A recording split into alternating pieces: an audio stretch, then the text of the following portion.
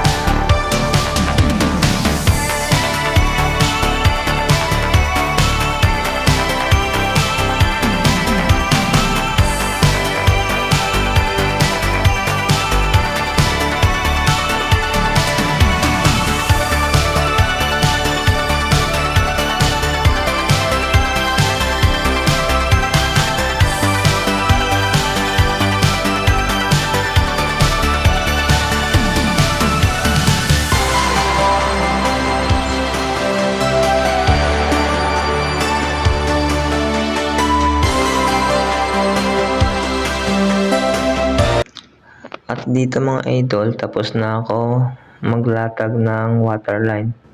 Kung makikita nyo, yung abang mula dito sa fresh water, dadiretso yun, papunta doon sa heater, tapos may outer tayo. Tapos galing sa heater, pababa naman, papunta dito sa dito sa mixture ba yun? Basta mixture. Basta hinahalo yung tubig. Ang galing! Ang galing!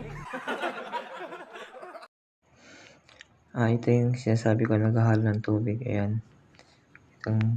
Itong, pinaka-valve mula dito sa push water. Tapos yung isa naman yung hot water. Tapos dito yung mechanic para mahalo ito. Tapos dyan lalabas. At yan, hanggang dito na lang ang video natin to. Ito yung finished product na waterproofing na rin to. Maraming salamat sa inyo lahat and God bless.